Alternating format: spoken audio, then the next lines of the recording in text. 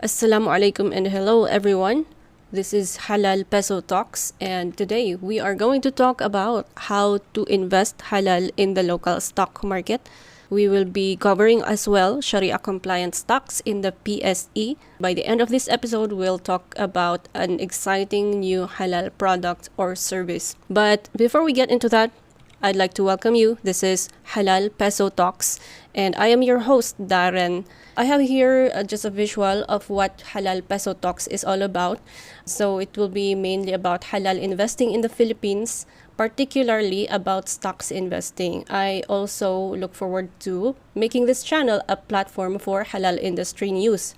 So one thing that I noticed over the years, ever since I made the documentary, the halal documentary back in 2017, is that there is no official platform, news provider that talks about the updates in the halal industry. And so let's look at halal investing. Okay, so before we get to how, because that's really why we are here, let's see what it means. So investing, we have to differentiate what halal investing is from investing. So investing in its own, okay, it means just to grow your wealth, additional passive income, or even active if you want to consider this like your active income. But for most of us, it is a passive income. Apart from growing your wealth, it is also a way for you to protect your wealth. And we are protecting our wealth from effects of inflation, which is the force in our economy that weakens our money's buying power over time, which is why products today are like so much more expensive than they were 10 or 20 years ago. So our parents can testify to that. And that is essentially the effect of inflation. And yeah, inflation is due to the interest-based financial system in our world. Not to say, though, that inflation is not going to exist without the element of interest in our economic system. Inflation will still exist, but it will be at a slower pace, okay? Slower pace than it is today. That is what investing is, okay? And then halal investing naman is, it's essentially investing, but you are adhering to the rules of the Sharia, the Islamic law by Allah, that is based on the Quran and the Sunnah. Okay, it's basically ethical investing. You're just removing the prohibited elements of this world from your investment decisions. Okay, how do you invest halal? Okay, in the Philippines. So we're talking about halal investing in the Philippines. That's one thing that I will say. Okay, it's not a straightforward thing. Halal investing in stocks in the Philippines there's no straightforward method to do that. At this point, we have to understand. We have to understand how to pick stocks, how to manage our own stock investments, so that we are sure that we are adhering to the rules of the Sharia. Okay, in halal investing, okay, itself. You can invest in stocks, you can own a real estate, you can get into business ownership. Apart from these things, you can actually, as a consumer, invest halal by patronizing. So this is how you support a halal business. You can do this by preferring halal certified products over others, okay? And then you can create demand for halal certifications of the products that you like. For example, for me, my favorite canned food in the Philippines is corned beef.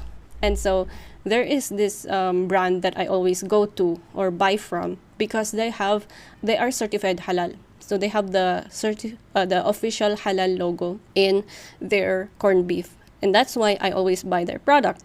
So you can do that. You can prefer products that have the halal certification or if you have other products that you want to keep buying, forever, but they don't have the official halal logo, you can ask them. You can ask the business itself. You can either go to their website, send them an email, or just reach out to them through their official Facebook page and ask if they could they could get a halal certification because you are a Muslim and you want to keep buying their product. Okay, so you can create demand in that way, and in that small way, you are already creating a huge difference in the development of the halal industry in our country. Investing is not just having additional capital, but it's also how you choose to spend your income, yung pera na ginagastos mo sa pang-araw-araw, okay? Okay, other than patronizing, if you don't have capital, time is considered a resource, so you can invest your time. So that's how you can implement halal investing if you don't have capital. You can invest in yourself, so invest in your financial literacy. So this is something that we need very much, especially as Muslims, okay? Our Muslim population in the Philippines, in general, are not considered rich. And I think that's something that we can improve on, inshallah. It's not for us to be called the rich, but it's for us to have sustainability, to have sustainability in da'wah, for example. Yung mga ustad natin, maraming mga masasipag at matatalinong ustad at mga ustada, pero dahil nga sa kakulangan sa finances, pag minsan hindi nila na ma-maximize yung potential nila as teachers, kasi they have to attend to other things like yung pagbe-business and pagtatrabaho para may kita, para may pangkain, for example. This is why financial literacy affects everyone.